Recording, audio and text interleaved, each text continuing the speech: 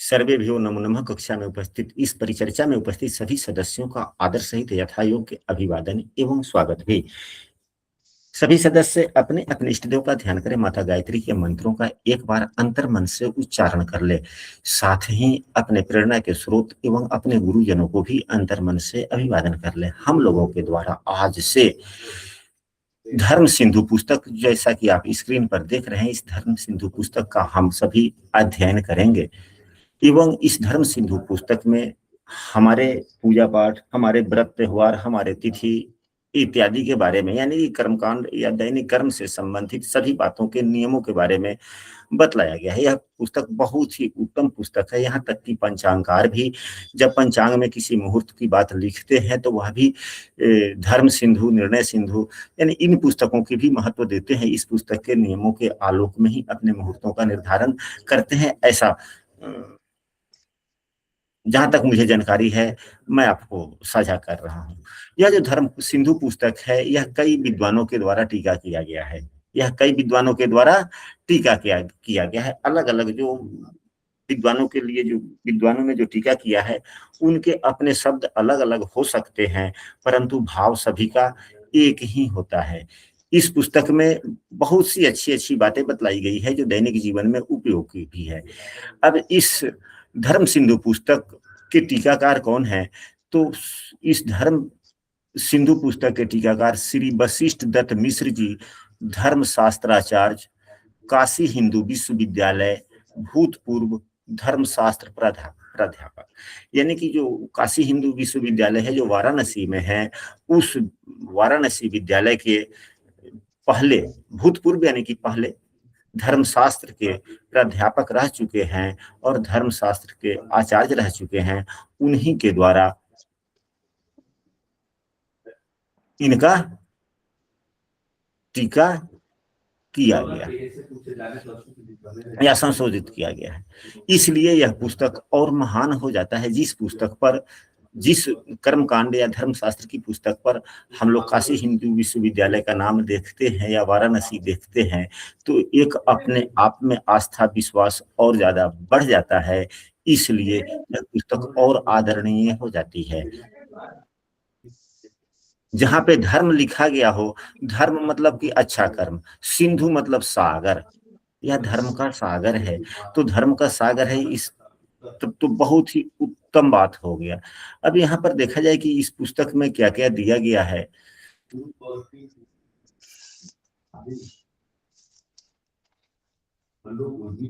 हम लोग पुस्तक के विषय सूची के देखते हैं कि विषय सूची में क्या क्या बतलाया गया है कि पुस्तक के अंदर में हम लोग क्या क्या पढ़ेंगे।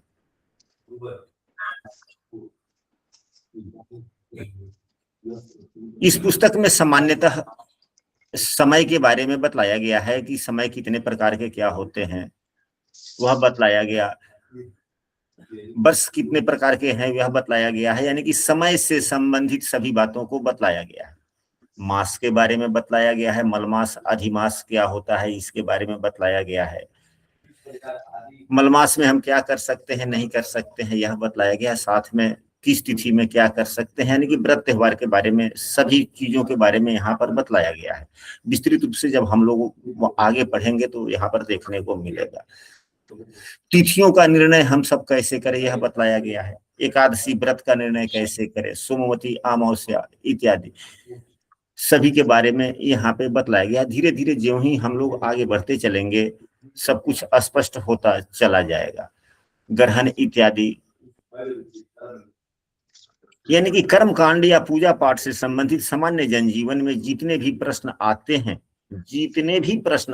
कर्म कांड या पूजा पाठ या धर्म शास्त्र से संबंधित सभी प्रश्नों के उत्तर सामान्यतः यहीं पे मिल जाता है। हम सबों ने यह पाया है, हमारे गुरुजनों ने भी कहा है, हमारे बाबा खुद जब भी समस्याएं कर्मकांड से संबंधित किसी विषय वस्तु पर पढ़ता था तो वे निर्णय सिंधु या धर्म सिंधु पुस्तक खोलकर वहां से पढ़ते थे और कहते थे कि निर्णय सिंधु में यह बात लिखा हुआ है, धर्म सिंधु में बात यह लिखा हुआ है, यह सर्वमान्य है और सभी लोग उसका अनुसरण करते हैं। जब अनेक शास्त्रों में जब अलग अलग प्रकार के मत देखने को मिलते हैं तो फिर निर्णय करने के लिए हम लोग धर्म सिंधु या निर्णय सिंधु का उपयोग करते हैं। इस पुस्तक में यह भी बताया गया है कि किस महीने में हमें क्या क्या काम करने चाहिए, और भी ढेर सारी बातें हैं। तो आइए चलते हैं, हम लोग इस पुस्तक के प्रथम परिच्छेद, प्रथम अध्याय से शुरू करते हैं। तो यहाँ पर प्रथम परिच्छेद यहाँ से शुरू होता है और पहला श्लोक ही है। कोई भी व्यक्ति जब कोई पुस्तक शुरू करता है लिखना, या कोई भी व्यक्ति जब कोई नया काम शुरू करता है, या कोई भी व्यक्ति जब ज्ञान वर्धन हेतु जब अध्ययन शुरू करता है, तो ईश्वर का नाम जरूर लेता है। इसलिए इस पुस्तक के रचयिता, इस पुस्तक के रचयिता जो लिखने वाले हैं, श्री काशीनाथ जी इस पुस्तक को लिखे हुए हैं। धर्म सिंधु पुस्तक के रचयिता कौन है? तो श्री काशीनाथ जी हैं। वे अपने आराध्य देव श्री कृष्ण भगवान के विठल रूप भगवान को, यानी कि श्री कृष्ण भगवान के दूसरे रूप को नमस्कार करते हैं, निवेदन करते हैं।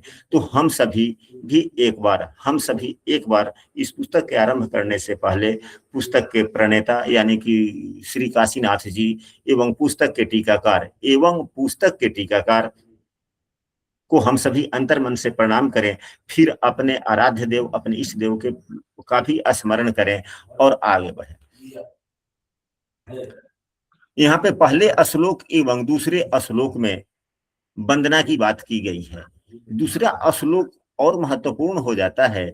यहाँ पर लिखा गया है कि मैं श्री शंकर भगवान को प्रणाम करता हूँ, जो पापों को दूर करने वाले हैं। वे मेरे मस्तक पर दिन रात अपना वरद हाथ रखे।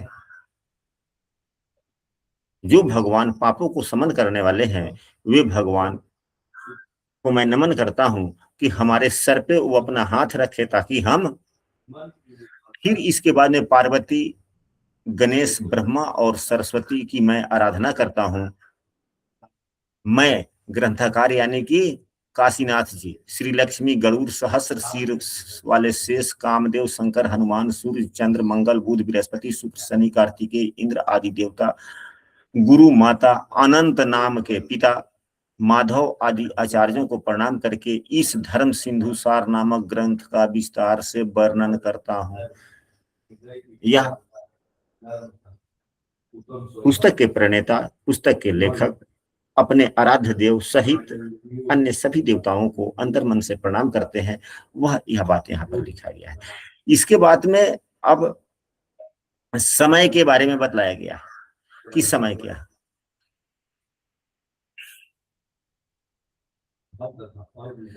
मैं अपने से पूर्ववर्ती निबंधों को पढ़कर निर्णय सिंधु में वर्णित विषयों के आधार पर प्रायः मूल वचनों का उल्लेख किए विप्रही इस ग्रंथ के जिज्ञासुओं के लिए केवल सार तत्व लिख रहा हूं कि जो आवश्यक बात है वह अब यहाँ पर बतलाया जा रहा है। यह तो संस्कृत में लिखा गया है कि तत्र कालं खड्विदः वत्सरः अयनम ऋतु मास पक्षो दिवसम इति।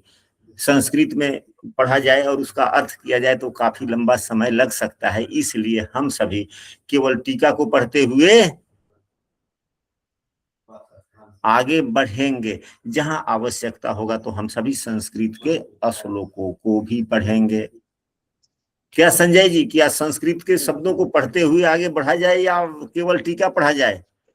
संस्कृत के श्लोक को पढ़ते हुए अगर आगे बढ़ते हैं तो समय अधिक लगेगा, और जहां जरूरी होगी वहां संस्कृत का श्लोक पढ़ लिया जाएगा। चलिए ठीक है। तो सबसे पहले यहाँ पर इस पुस्तक में यह बताया जा रहा है कि काल 6 प्रकार का होता है। काल का मतलब होता है समय। काल का मतलब समय। तो समय 6 प्रकार का है। यहाँ पर जैसे लिखा है खड्वित्सरा, सबसे पहला संवत्सर यानी कि वर्ष। संवत्सर मतलब वर्ष। आयन मतलब यह जो आयन जो होता है, साल में 2 आयन होते हैं, उत्तरायण एवं दक्षिणायन, यानी कि 6 माह। वर्ष से छोटा अवधि जो हो गया 6 माह का हुआ, यह आयन हुआ। फिर उसके बाद में आयन के बाद में ऋतु जो 2 माह का होता है। उसके बाद में माह जो 1 माह 30 दिन का होता है। इसके बाद में पक्ष, यह 15 दिन का होता है। इसके बाद में दिन, 1 दिन, वह क्या होता है? तो वह 60 घटी का होता है। यानी कि एक सूर्योदय से लेकर दूसरे सूर्योदय तक के बीच की दूरी 60 घटी की होती है, या वैसे भारतीय मानक समय के अनुसार से देखा जाए तो 24 घंटे का होता है। अब यहाँ पर ये तो 6 स्थितियां हैं। अब यहाँ बतलाया जा रहा है काल 2 प्रकार का है, नित्य और जन्य। इनमें नित्य काल परमेश्वर है, नित्य काल परमेश्वर है।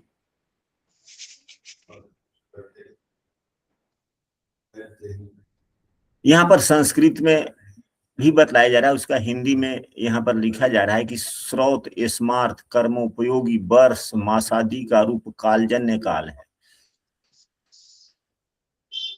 तैतरीय सखा के स्मृति प्रिया मान्याधिकरण में कालोत्पत्ति का वर्णन है। सर्वे निमेषा जीरे विद्युतम पुरुषा विधि कला मुहूर्ता। यह क्या है, यह क्या कहना चाह रहा है?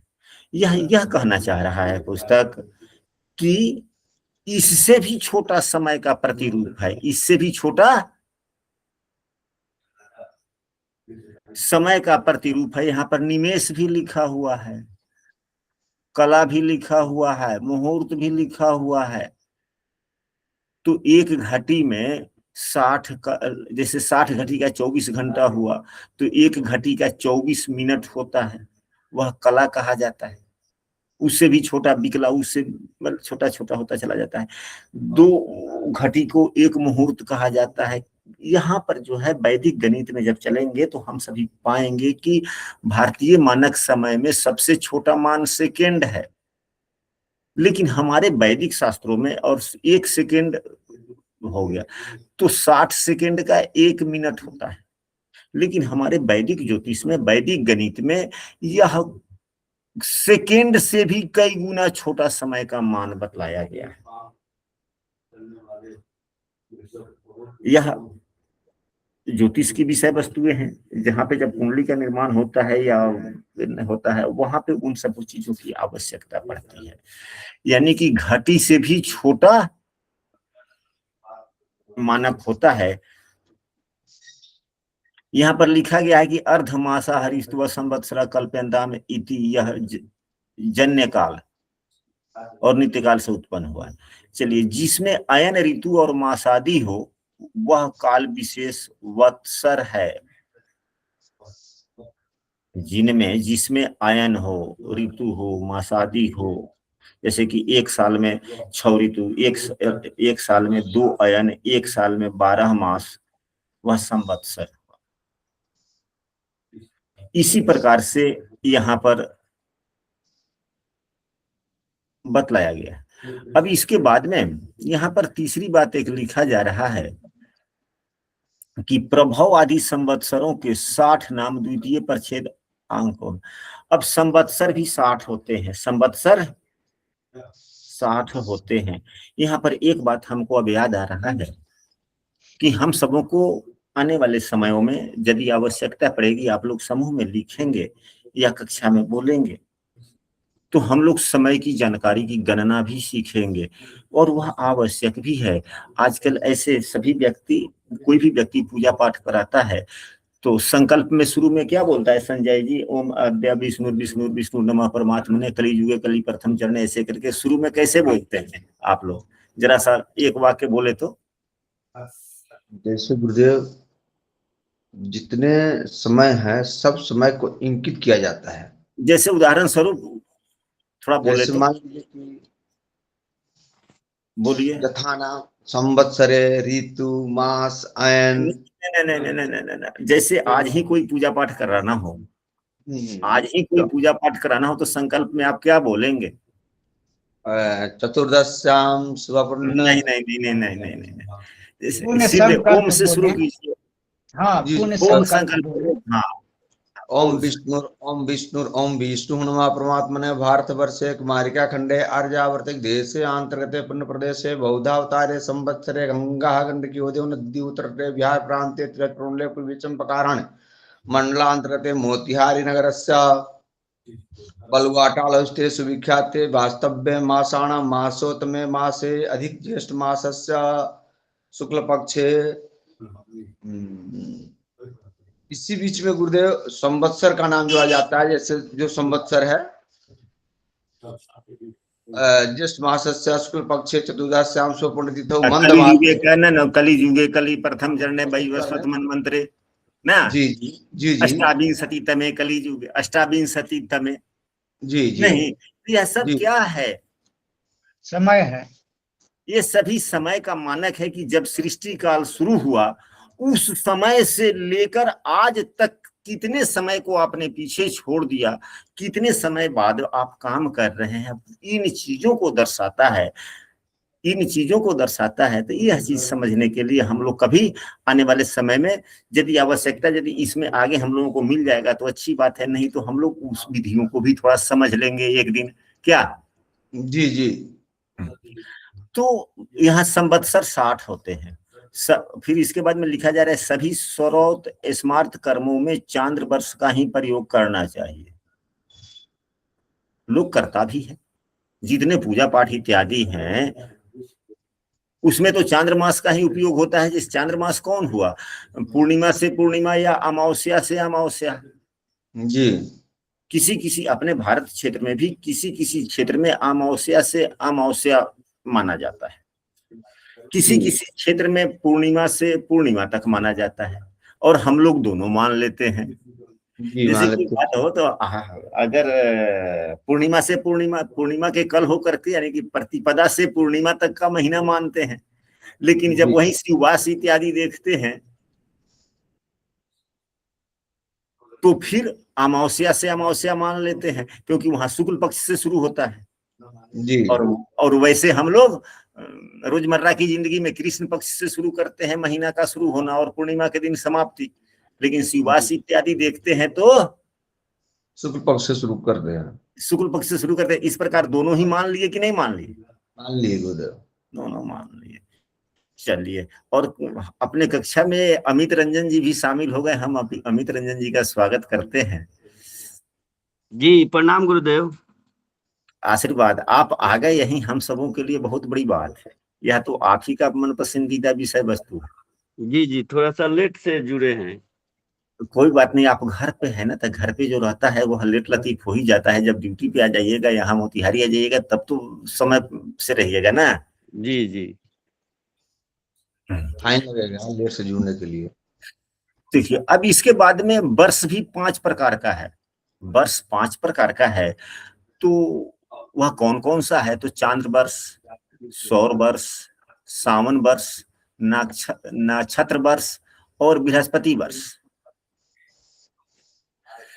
चांद्र वर्ष जो शुरू होता है वह शुक्ल पक्ष की प्रतिपदा से आरंभ होकर अमावस्या तक।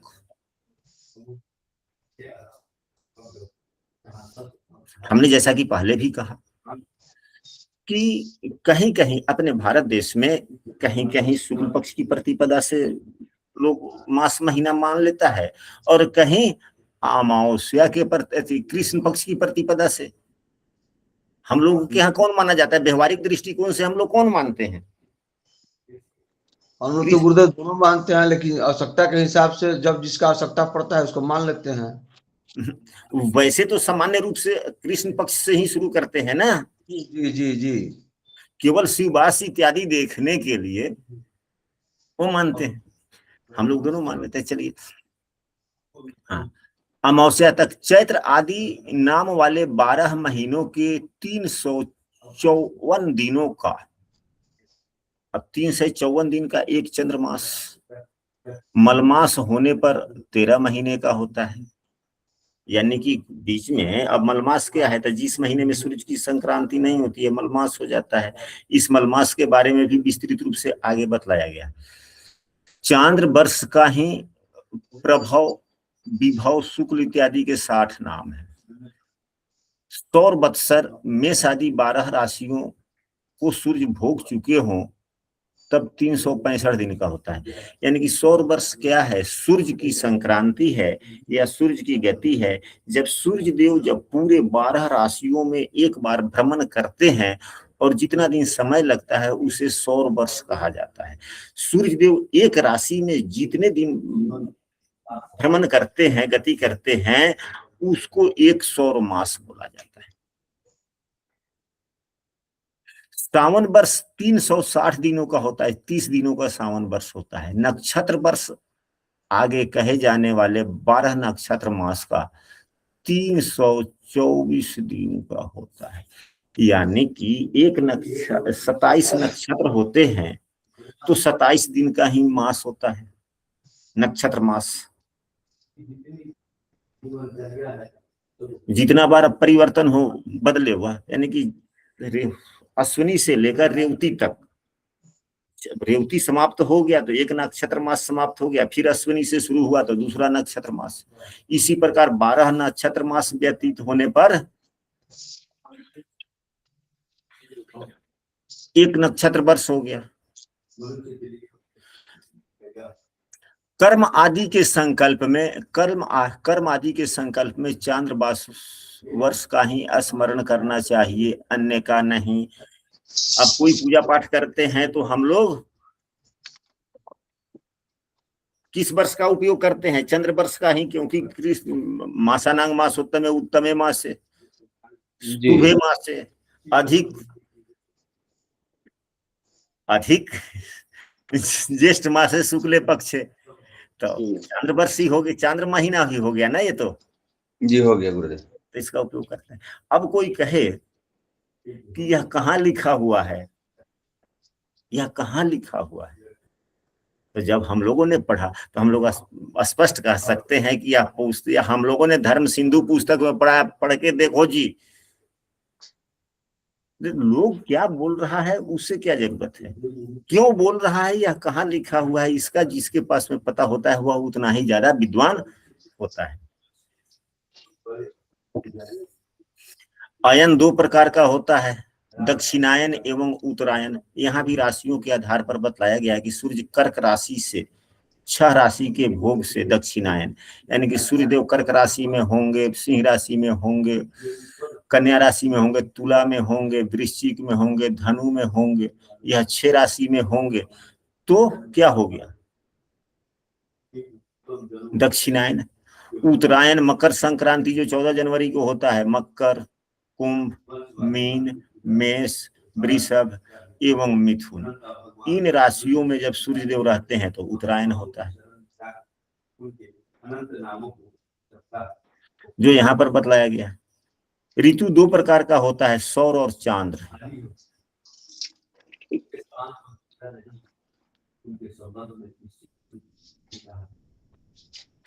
मीन तथा मेष से आरंभ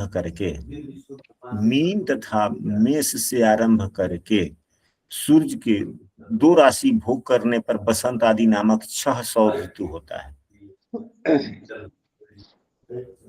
चैत से लेकर 2-2 महीने का बसंत आदि 6 ऋतु होता है। अब चैत बैसाख बसंत ऋतु हो गया, और मीन और मेष के जब सूर्यदेव रहते हैं तो बसंत ऋतु होता है।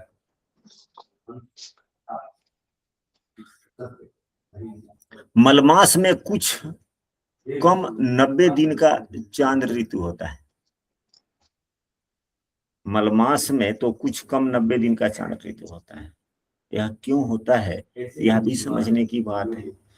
सौर वर्ष तो घटता बढ़ता है नहीं, सौर वर्ष घटता बढ़ता नहीं है। सूर्य का जो द्वारा राशियों के जो भोग करने में जो समय लगता है 30 दिन, वह 30 दिन में ही भोग करता है, 30-31 दिन में, कभी 32-31 दिन तक चला जाता है, कभी 29 दिन 31 दिन ऐसे हो सकता है, ज्यादा आगे पीछे नहीं होता। यानी कि सामान्यतः वह 30 दिन का ही होता है। लेकिन चंद्रमा जो है 27 दिन में अपना महीना पूरा कर लेता है, इसलिए 365 दिन जो है सौर मास का वह रहता ही है। 365 दिन सौर वर्ष रहता ही है, उसमें परिवर्तन नहीं होता।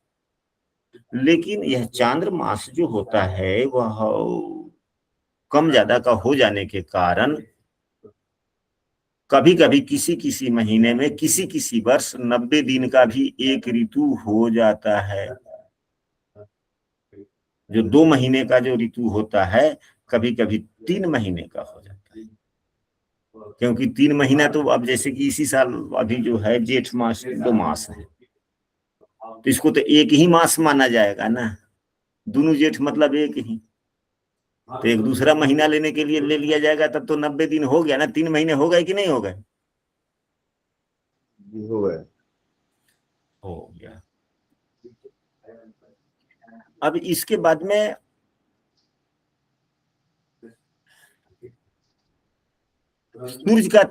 सूरज का 3 ऋतुओं पर दक्षिण और उत्तर दिशाओं के ओर जाना अयन कहा जाता है। तो पहले हम लोग पढ़ ही लिए कि 2 महीने का एक ऋतु होता है और 3 ऋतु मतलब 6 महीना, 6 महीना में अयन बदलता है।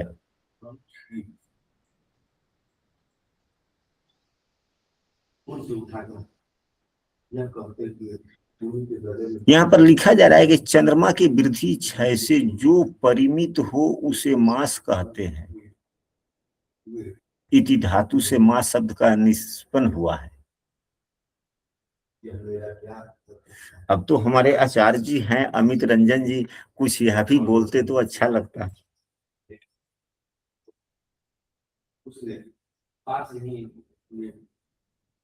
जी गुरुदेव।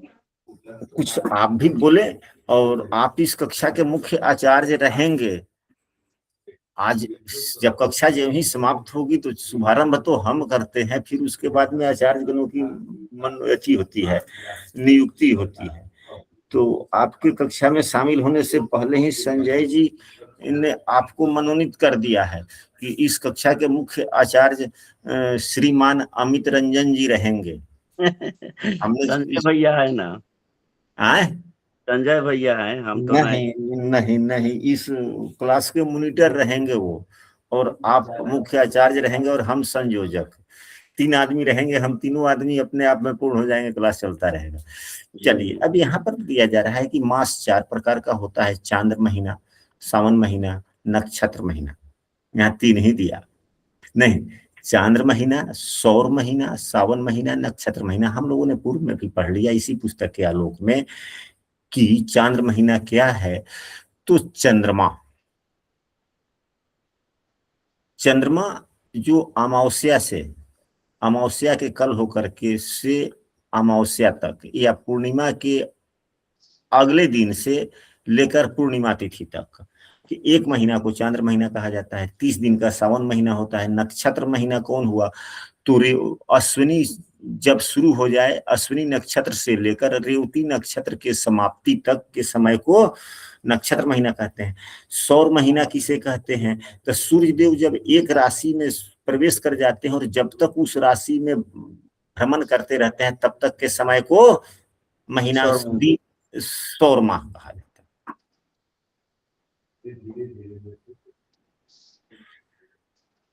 शुक्ल प्रतिपदा से अमावस्या तक या कृष्ण पक्ष की प्रतिपदा से पूर्णिमा तक चंद्रमास होता है। उसमें शुक्लादि मास मुख्य है, यानी कि शुक्ल पक्ष की प्रधानता उत्तम है, कृष्ण पक्ष का थोड़ा कम है। अब यहाँ पर देखा जाए उसमें भी शुक्लादि मास मुख्य है। कृष्णादि मास तो बिंद से उत्तर ही ग्रहण करने योग्य है। विंध्य पर्वत से उत्तर। उत्तम कौन है? शुक्लादि, जो शुक्ल पक्ष से शुरू होता है। शुक्लादि बोला हुआ है, जो जिस महीना के शुरू में शुक्ल पक्ष हो वह शुक्लादि हो गया, और जिस महीना के शुरू में कृष्ण पक्ष हो वह कृष्णादि हो गया। तो हम लोग तो वैसे व्यवहारिक दृष्टिकोण से कृष्णादि मानते हैं, लेकिन पूजा पाठ में शिववास इत्यादि देखने में शुक्ल पक्ष शुक्लादि, और व्यवहारिक में कृष्णादि। तो खैर चले, चैत्रादि नामक मास कर्मादि में स्मरणीय है। कुछ लोग मीन राशि से प्रारंभ कर सौर मासों की चैत्रादि संज्ञा करते हैं। सूर्य की संक्रांति से दूसरी संक्रांति तक सौर मास होता है, हम लोगों ने पढ़ लिया। 30 दिन का सावन मास होता है, यह भी पढ़ लिए। अश्विनी आदि से 27 नक्षत्र यानी कि रेवती तक चंद्रमा के भोग को नक्षत्र मास कहते हैं। प्रतिपदा से अमावस्या पर्यंत कृष्ण पक्ष होता है। दिन 60 घड़ी का होता है। यानी कि हम लोगों ने आज की कक्षा में क्या परिचर्चा में क्या समझा? तो हम लोगों ने समय के बारे में समझा, दिन के बारे में समझा, महीनों के बारे में समझा, और हम लोग पुनः अब अगली परिचर्चा में संक्रांति निर्णय समझेंगे कि संक्रांति जब होता है, जब सूर्य देव, संक्रांति क्या है, तो सूर्य देव का जब राशि परिवर्तन होता है, एक राशि से दूसरे राशि में जाते हैं तो उसे संक्रांति कहा जाता है। तो संक्रांति कभी रात्रि में होता है, कभी सुबह में भी होता है, कभी दोपहर में होता है, कभी मध्य रात्रि में, कभी अर्धरात्रि के बाद, कभी अर्धरात्रि से पहले।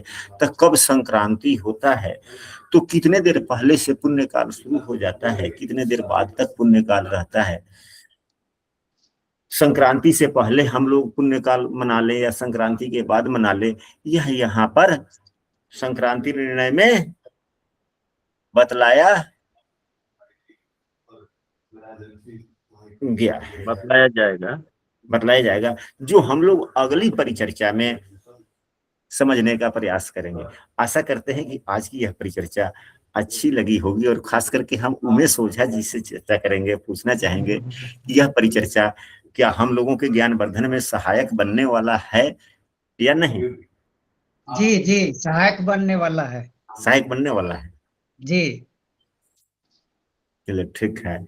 तो और क्या संजय जी अब अमित उपाध्याय जी को, आचार्य जी को, जो दो विषय से आचार्य है, साहित्य से भी आचार्य है, ज्योतिष से भी आचार्य है, और हम लोग तो अगर आचार्य हैं तो व्यवहारिक आचार्य हैं, चाहे किसी एक विषय से हैं, तो जहाँ पे दो विषय के आचार्य हों तो उनको तो दायित्व, तो उनका मान सम्मान बढ़ाने के लिए मुख्य आचार्य इन्हीं को मनोनीत किया जाए और इन्हीं के शुरू मुख से सुना जाए।